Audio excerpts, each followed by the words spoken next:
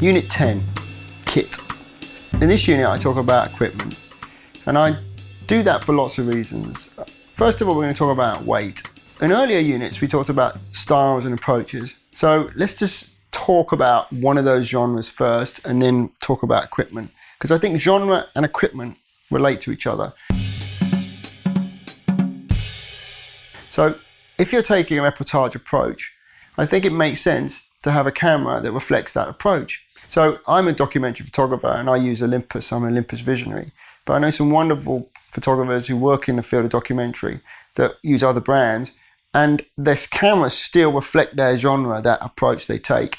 So for example, I know a great photographer who shoots with Leica. Of course it's small, it's compact, it's mirrorless, and it's light. And it's amazing lenses, and amazing glass, and amazing quality, very expensive.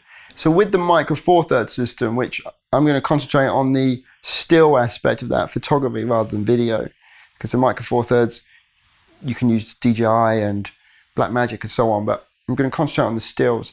Really range around two manufacturers, which is Olympus and Panasonic. But with that system, the lenses are interchangeable. So the Panasonic system can use the Olympus lenses. The Olympus system can use the Panasonic Leica lenses, which are beautiful.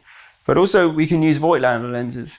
And Voigtlander lenses are German lens maker. And the lenses are beautiful, both for film, video and also for stills.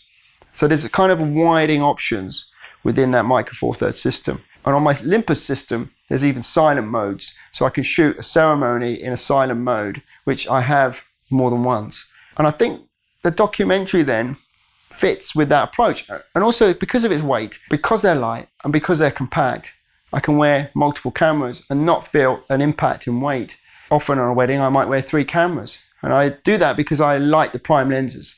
So I will have a EM1 Mark II on my right side, EM1 Mark II on my left side, and Olympus Pen F in the middle. And on that Pen F, I probably have a 17mm lens, which converts to a 34, 35mm lens. So I have a kind of street camera in the middle, then maybe a standard on one side and a longer lens on the other, all primes. As the day progresses, I will probably remove them slowly over that period of the day until the evening when I'm just dealing with one camera.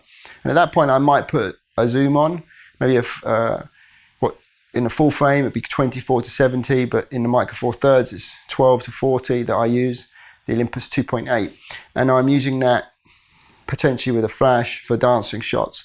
I might have another camera, which will be non-flash, if I need to pick stuff out in ambient light. But sometimes the evening's so dark, it's actually not even worth trying to shoot it without flash. But equally, there's many other brands that are worth thinking about that are light. So I mentioned the Leica, but there's also the Fuji system as well, which is light and producing great images and celebrated by many photographers and Fuji ambassadors and so on. But what they all got in common is that kind of lightness. And the Sony system, which is a full frame, which is slightly different, which is the Sony Alpha system, is a full frame sensor, but mirrorless, but working with not just Sony lenses, but also Canon lenses with an adapter. So it's slightly heavier, but also producing wonderful images with stunning stabilizing systems and great low light capabilities. They've all got something in common in that they are mirrorless, full frame or Micro Four Thirds. This is very different from the DSLR system, and I'm sure many of you know this, but what I'm trying to talk to you about in this unit is about choosing the right kit for the job you do that reflects your bio, that reflects your approach. So if you are doing kind of contemporary sort of fashiony weddings, then maybe the mirrorless system, a slower camera or a medium format camera, and you're bringing lights and assistance and so on, is the right way to go.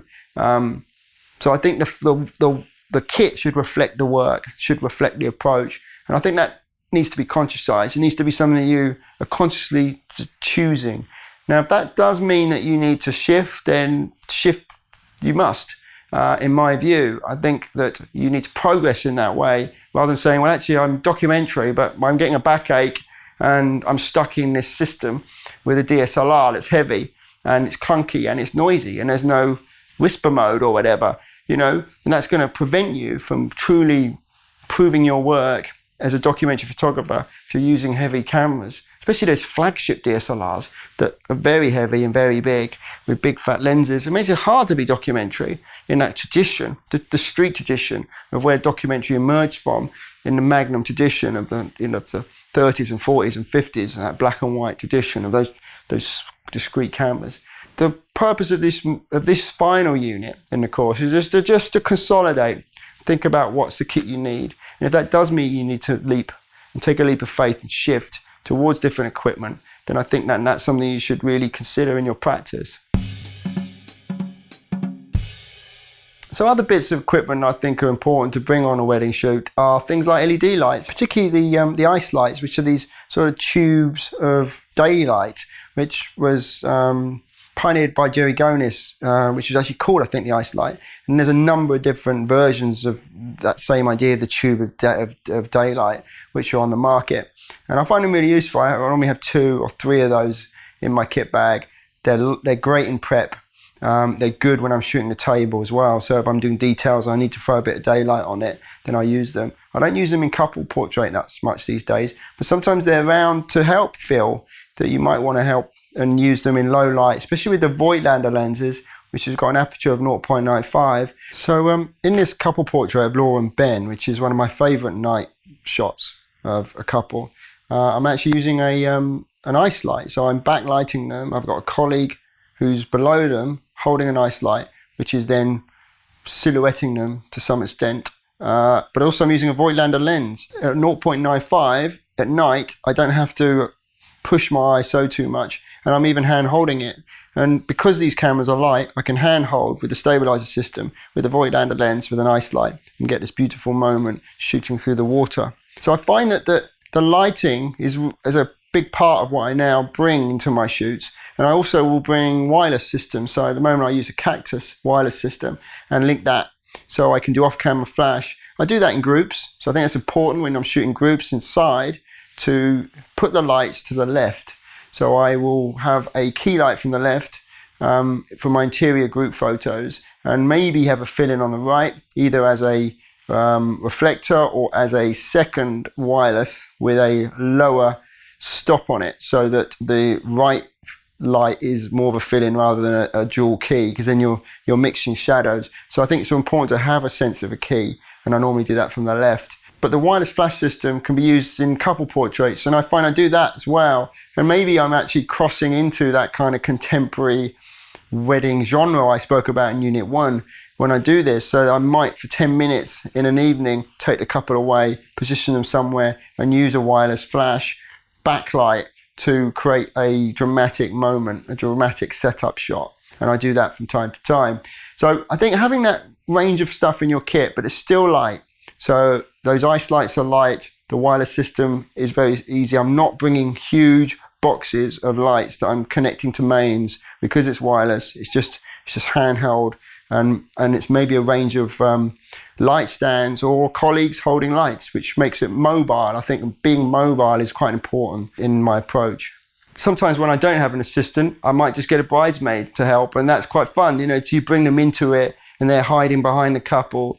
And also it's like a kind of a teamwork. So everyone's finding it fun, show the shots to the couple afterwards. So I think that's quite good when you shot on the back of the camera and they're seeing how dramatic it is and they're so excited and the bridesmaids helped. Or it's maybe a young kid, and I've done that before.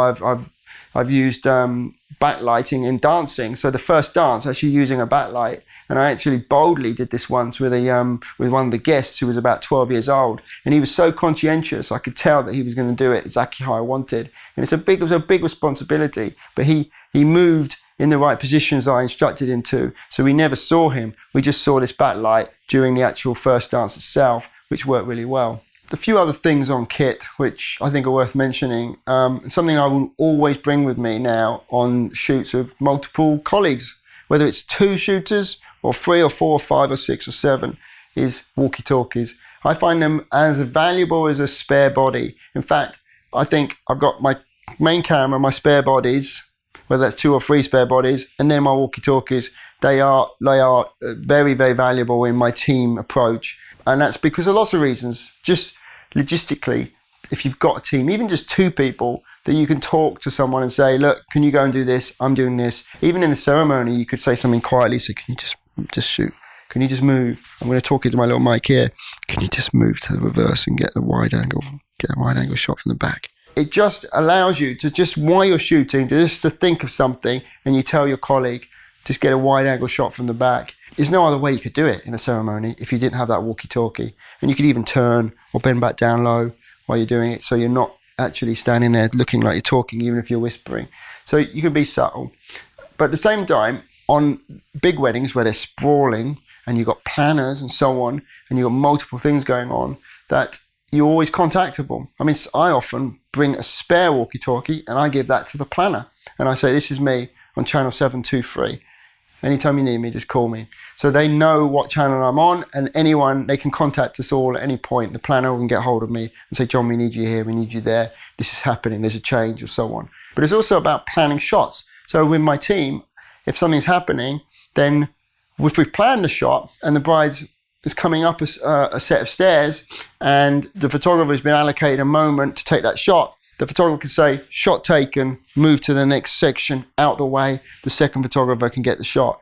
So we can plan things and confirm things with our walkie-talkies. So I think they're a great addition, and they're always in my pack when I've got 2 photographers or more.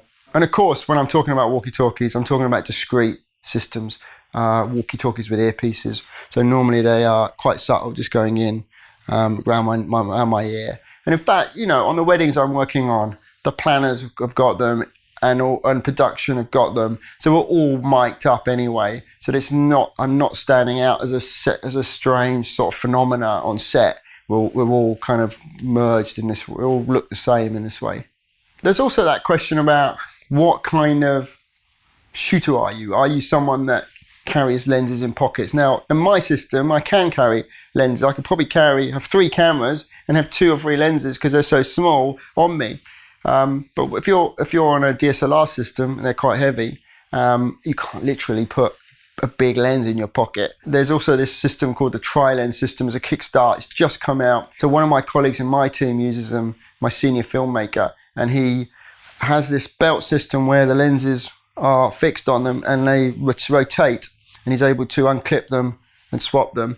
So he's got these full frame lenses for a DSLR on his belt, and he's not having to then place lenses on shelves or in spaces or have an assistant following him around, because he's got 3 of these big lenses on his belt, which is worth considering if you're working with one camera body and you've got these heavy lenses and you want to keep them near you. Because if you are placing them places, you need to go to get them to change the lens and you might miss things. So having them all on your belt is, for every reason, so much more convenient. In terms of memory cards, I think you want to be buying the best cards on the market and go to a retailer, go to the shop and get them over the counter. So it's through that distributor, which is authorized. And I buy SanDisk Extreme Pros. And I think for me, they're the best cards and reliable. And they're my chosen products that I use. I think there's certain areas where you could look at alternative brands and so on. But I think bodies, lenses, and cards are the most important. And I think you don't want any cheaper versions. You want the best quality, especially on cards. In case something goes wrong, you want to know that those cards are the most reliable cards that are out there on the market.